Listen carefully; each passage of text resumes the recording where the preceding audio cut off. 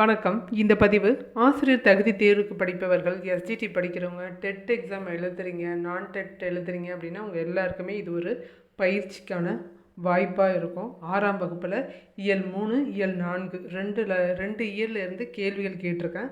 நீங்கள் 6th book படிக்கலை அப்படின்னா 6th புக்கு படிங்க. 5th வரைக்கும் படித்தா போதும்னு நினைக்காதீங்க. டெட் எக்ஸாம் எழுதுகிறவங்க 8th வரைக்கும் படிக்கணும். 8th ப்ளஸ் கூட படிக்கிறாப்புல இருக்கும்.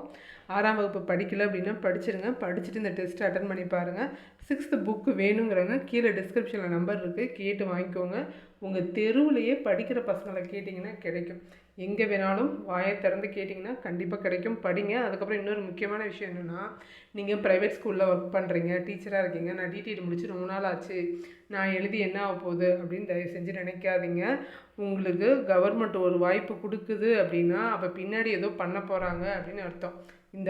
இந்த பிளானை வச்சு பின்னாடி நிறைய பிளான் வரும், நிறைய ஜிஓஸ் வரும். அதனால் இப்போது ரொம்ப எளிமையாக தான் இருக்கும் எக்ஸாமு. ப்ரைவேட்டில் இருக்கீங்க, எக்ஸாம் எழுதாமல் அவாய்ட் பண்ணாதீங்க. ப்ரைவேட் ஸ்கூலில் இருக்கிறவங்க இது ஒரு பொண்ணான வாய்ப்பு, விட்டுறாதீங்க. அப்படி தான் நான் சொல்லுவேன்.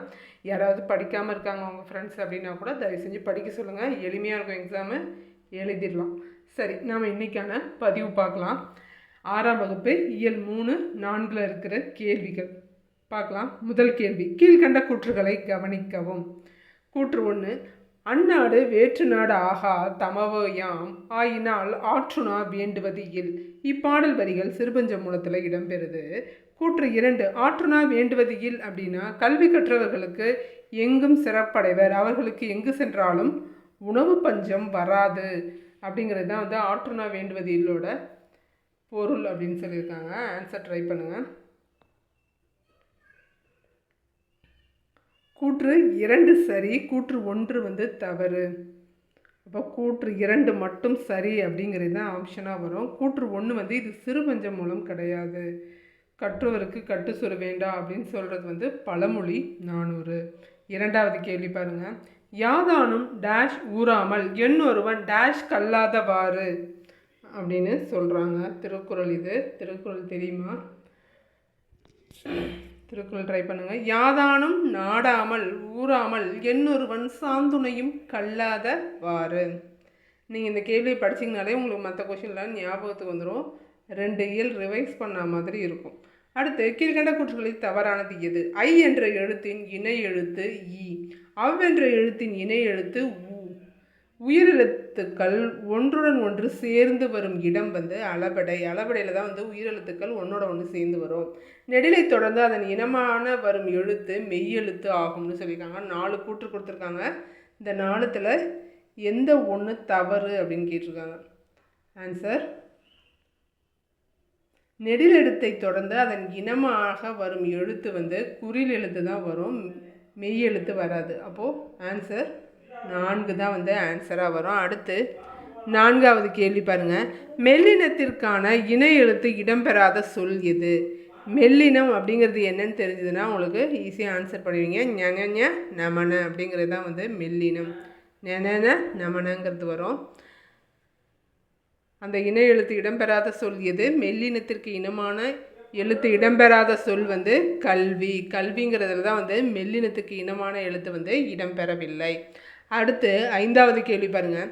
அண்ணா நூற்றாண்டு நூலகத்தின் கல்வி தொலைக்காட்சி மற்றும் நூலக அலுவலக பிரிவு உள்ள தளம் எது? 5வது கேள்வி, அண்ணா நூற்றாண்டு நூலகத்தில் கல்வி தொலைக்காட்சி மற்றும் நூலக அலுவலக பிரிவு உள்ள தளம் எது? நாங்கள் ஏமா ஆஃபீஸ்லாம் போக போகிறோம் அப்படின்னு கேட்குறீங்களா? அண்ணா நூற்றாண்டு நூலகத்தில் அட்மினிஸ்ட்ரேஷன் ஆஃபீஸ் எங்கே இருக்குது அப்படின்னு கேட்டிருக்காங்க. ஆன்சர், 8ஆம் தளத்தில் தான் கல்வி தொலைக்காட்சியும் ஆஃபீஸும் அங்கே தான் இருக்குது. அடுத்து 6வது கேள்வி, கீழ்கண்ட கூற்றுகளில் தவறானது எது? சென்னை மற்றும் விருதுநகர் இல்லம் காமராசர் நினைவு இல்லமாக மாற்றப்பட்டுள்ளது.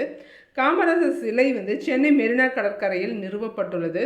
காமராசர் பெயர் சூட்டப்பட்ட விமான நிலையம் சென்னை சர்வதேச விமான நிலையமாகும். காமராசர் பிறந்த நாள் கல்வி வளர்ச்சி நாளாக கொண்டாடப்படுது, ஜூலை 15. இதில் ஏதோ ஒன்று தான் தவறு. எது தவறு அப்படின்னு சொல்லுங்கள். சென்னை இன்டர்நேஷ்னல் ஃப்ளைட்டுக்கு வந்து இன்டர்நேஷ்னல் ஸ்டேஷனுக்கு வந்து காமராசர் கிடையாது, உள்நாட்டு விமான நிலையத்துக்கு தான் வந்து, சர்வதேச விமான நிலையம் கிடையாது, உள்நாட்டு விமான நிலையத்துக்கு தான் வந்து காமராசர் பெயர் சூட்டப்பட்டுள்ளது.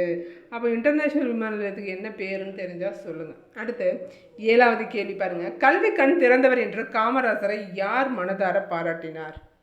கல்வி கண் திறந்தவர் என்று காமராசரை பாராட்டினது யார் அப்படின்னு கேட்டிருக்காங்க. இதில் புக்கில் 7th புக்கில் கொடுத்துருக்க பேர், 6th புக்கில் கொடுத்துருக்க பேர் தந்தை பெரியார் தான் வந்து பாராட்டினார். சரியா? அடுத்து 8வது கேள்வி. மன்னனும் மாசற கற்றோனும் சீர்தூக்கின் மன்னனின் கற்றோன் சிறப்புடையன், சிறப்புடையவர் யார் என்று ஔவையார் கூறுகிறார்? இந்த பாடலில் சிறப்புடையவர் யார்? மன்னனும் மாசற கற்றோனும் சீர்தூக்கின் மன்னனின் கற்றோன் சிறப்புடையன், ஔவையார் சொல்கிறாங்க. இந்த பாடல் யார் சிறப்புடையவங்க? கல்வி கற்றவன். அடுத்து கீழ்கண்டவற்றில் சரியான பேரஸ் சூஸ் பண்ண சொல்லியிருக்காங்க. தொடக்கப்பள்ளி பிரைமரி ஸ்கூல், மேல்நிலைப்பள்ளி ஹை ஸ்கூல், நூலகம் புக் ஹவுஸ், மின் படிக்கட்டு வந்து லிஃப்ட்டு, மின் படிக்கட்டுங்கிறது லிஃப்ட் கிடையாது, எக்ஸ்கலேட்ரு. நூலகம்ங்கிறது லைப்ரரி. மேல்நிலை பள்ளிங்கிறது ஹையர் செகண்டரின்னு வரணும், உயர்நிலை தான் வந்து ஹை ஸ்கூல். ஓகேவா? தொடக்கப்பள்ளிங்கிறது ப்ரைமரி அப்படிங்கிறது மட்டும்தான் சரியானது. இதில் சரியானது எது? தொடக்கப்பள்ளிங்கிறது ப்ரைமரி ஸ்கூல். அடுத்து நெல்லை சு முத்து பணியாற்றிய நிறுவனங்களில் தவறானது எது? நெல்லை சு முத்து 3 இடத்துல பணியாற்றியிருக்காரு, இதில் 1 மட்டும்தான் தவறு. விக்ரம் சாராபாய் விண்வெளி மையம், சதீஷ் தவான் டாடா பயிற்சி மையம், இந்திய விண்வெளி மையம். இது 1த்தில் மட்டும்தான் அவர் பயிற்சி பண்ணலை, பாக்கி 3 முக்கியமானது படிச்சுக்கோங்க. அவர் வேலை பார்க்காத இடம் வந்து டாடா கம்பெனியில் அவர் வேலை செய்யலை. பேலன்ஸ் விக்ரம் சாராபாய், சதீஷ் தவான், இந்திய விண்வெளி மையத்தில் நெல்லை சு முத்து வேலை செஞ்சுருக்காரு. அடுத்து புதிய ஆத்திச்சூடியை இயற்றியவர் யார்? புதிய ஆத்திச்சூடியை இயற்றியவர் ஆன்சர் ஔவையாரா பாரதியாரா? புதிய ஆத்திச்சூடி பாரதியார். 11க்கு ஆன்சர் பாரதியார். அடுத்து 12வது கேள்வி. சந்திர மண்டலத்தியல் கண்டு தெளிவோம், சந்தி தெரு பெருக்கும் சாத்திரம் கற்போம் என்று பாடினது பாரதியார். மனிதன் எப்போதும் உண்மையையே உரைக்கின்றான். இதில் 2 கூற்று கொடுத்துருக்காங்க, 2மே சரியா இல்லை 1 தவறா என்னன்னு சொல்லுங்கள் பார்க்கலாம்.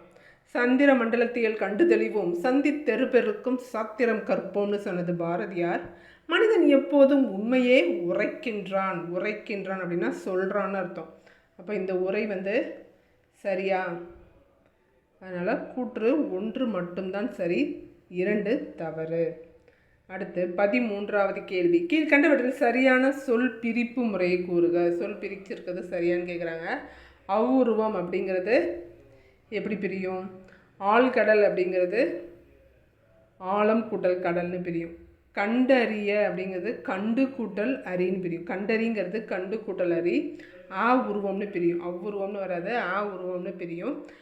சரியான பிரிக்கப்பட்டிருக்குது எது அப்படின்னா இல்லாது இயங்கும் அப்படிங்கிறது தான் சரியாக பிரிக்கப்பட்டுள்ளது.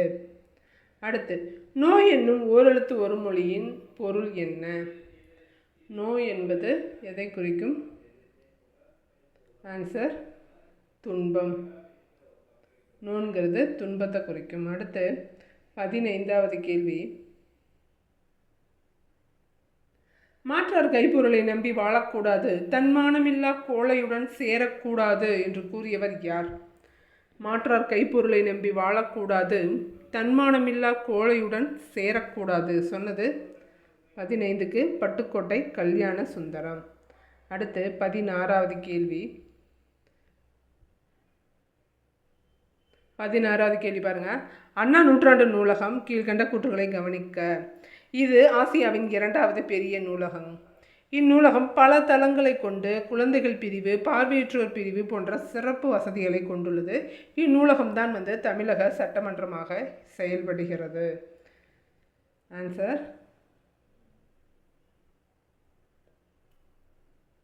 1, 2 மட்டும் சரி. ஆன்சர் 1, 2 மட்டும் சரி. இந்த நூலகம் வந்து செயல்படலை, சட்டமன்றமாக செயல்படலை. கீழ்கண்ட கூற்றுகளை கவனிக்க. கூற்று 1. ஒலிக்கும் முயற்சி மற்றும் பிறக்கும் இடத்தில் ஒற்றுமை உள்ள எழுத்துக்களை என்னன்னு சொல்கிறோம்? இணை எழுத்துக்கள்னு சொல்கிறோம். ஏ என்ற எழுத்தின் இணை எழுத்து ஏ. ஓ என்ற எழுத்தின் இணை எழுத்து ஓ ஆகும். ஏ என்ற எழுத்தின் இணை எழுத்து ஏ. ஓ என்ற இணை எழுத்து ஓக்கு ஓ வரும் அப்படின்னு சொல்லியிருக்காங்க. ஆன்சர் அனைத்தும் சரி. அடுத்து 18வது கேள்வி பாருங்கள். தமிழ் எழுத்துக்களில் இணை எழுத்து இல்லாத எழுத்து எதுன்னு கேட்டிருக்காங்க. தமிழ் எழுத்துக்களில் இணை எழுத்தே இதுக்கு கிடையாது. அது என்ன எழுத்து? 18 ஆயுத எழுத்துக்கு இணை எழுத்து இல்லை. இந்த ஆப்ஷனை பார்த்தீங்கனாலே நீங்கள் சொல்லிடலாம். அடுத்து சிறந்த நூலகருக்கு டேஷ் விருது வழங்கப்படுகிறது. சிறந்த நூலகருக்கு விருது வழங்குறாங்க. அது என்ன விருது அப்படின்னா டாக்டர் ச ர அரங்கநாதன் விருது. டாக்டர் ச ர அரங்கநாதன் விருது. அடுத்து பொறுத்துக்க கொடுத்துருக்காங்க, ட்ரை பண்ணுங்கள். தூற்றும்படி மூத்தோர் மேதைகள் மாற்றார். தூற்றும்படினா என்ன? தூற்றும்படினா இகழ்ச்சி. நான் படிச்சுட்டு இருந்தால் நானே தான் படிச்சுட்டு இருக்கணும். நீங்கள் பார்த்து படிக்க ட்ரை பண்ணுங்கள், ஈஸியாக மனசில் பதிஞ்சிடும். மூத்தோர் அப்படின்னா பெரியோர், மேதைகள் அப்படின்னா அறிஞர்கள், மாற்றார் அப்படின்னா பிறர். அடுத்து 21வது கேள்வி. கல்வித்துறை விதிகளை மாணவர்களின் நலனுக்காக மாற்றி அவர்கள் வாழும் இடங்களிலேயே பள்ளிகளை திறக்கச் செய்த சிந்தனையாளர் யார்?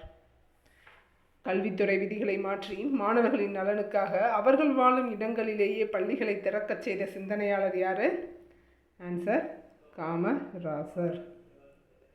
காமராசருக்கு பாரத ரத்னா விருது வழங்கப்பட்டது எப்போது? 1976.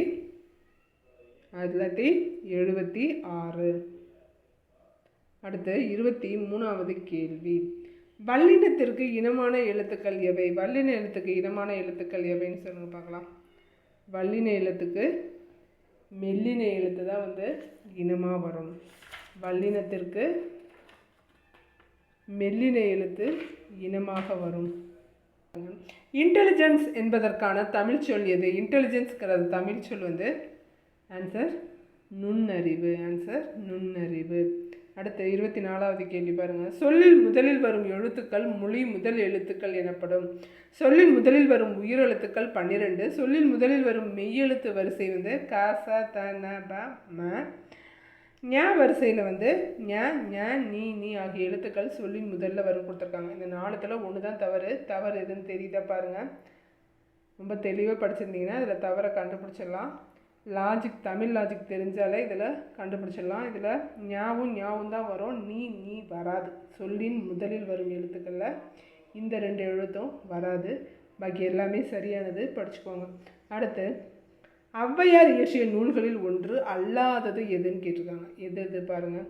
ஆத்திச்சூடி, நீதிநெறி விளக்கம், கொன்றைவேந்தன், மூதுரை. ஔவையார் எழுதிய நூல்களில் அல்லாதது எது அப்படின்னா ஆன்சர் நீதிநெறி விளக்கம். நீதிநெறி விளக்கம் யார்? குமர குருபரர். 26வது கேள்வி. மூத்தோர் சொல் வார்த்தைகளை டேஷ் கூடாது. பண்பு முறைகளிலும் மொழிதலிலும் டேஷ் கூடாது. மூத்தோர் சொல் வார்த்தைகளை டேஷ் கூடாது, மீறக்கூடாது. மொழிதலிலும் பண்பு முறைகளிலும் மொழிதலிலும் மாறக்கூடாது. 27வது கேள்வி பாருங்கள். காமராசர் பற்றி. கருப்பு காந்தி பெருந்தலைவர், கர்ம வீரர், படிக்காத மேதை, கல்வி கண் திறந்தவர் என்று அழைக்கப்பட்டார். காமராசர் காங்கிரஸ் தலைவராக இருந்தார். தமிழ்நாட்டின் முதலமைச்சராக 9 ஆண்டுகள் ஆட்சி செய்து பல அணைகள் மற்றும் பள்ளிகளை உருவாக்கினார். காமராசர் சுத்த தியாகி என்று போற்றப்படுகிறார். காமராசர் சுத்த தியாகி என்று போற்றப்படுகிறார். இந்த கீழ்கண்டவற்றில் தவறானது எது? ஆன்சர் காமராசர் சுத்த தியாகின்லாம் அவரை போற்றல, தவறு. அடுத்து 28. வாக்குண்டாம் என்பது மூதுரையின் தொடக்க பாடல். மூதுரை வாக்குண்டாம் என்னும் வேறு பெயரால் அழைக்கப்படும். மூதுரைக்கு வாக்குண்டாம்னு வேறு பெயரும் இருக்குது. வாக்குண்டாம் என்பது மூதுரையோட என்ன பாடல்? தொடக்க பாடலுங்கிறது சரியானது. ஆன்சர் 2ம் சரி. 28க்கு 2மே சரியானது. அடுத்து 29. ஆசிய கண்டத்திலேயே மிகப்பெரிய 2வது நூலகம் தான் அண்ணா நூற்றாண்டு நூலகம்னு படித்தோம் இல்லையா? அப்போது ஆசிய கண்டத்திலேயே மிகப்பெரிய நூலகம் எது? ஃபஸ்ட்டு யார்? முதல் நூலகம் சீனாவில் இருக்குது. 29 கேள்வி. எக்ஸ்ட்ரா ஒரு கேள்வி வந்துட்ருக்கோம், ஓகே, படிச்சுக்கோங்க. இப்போ 30வது கேள்விக்கு நீங்கள் தான் ஆன்சர் பண்ண போகிறீங்க. பாண்டியர்களின் 2வது தலைநகரமாக விளங்கியது எதுன்னு சொல்லுங்கள் பார்க்கலாம்.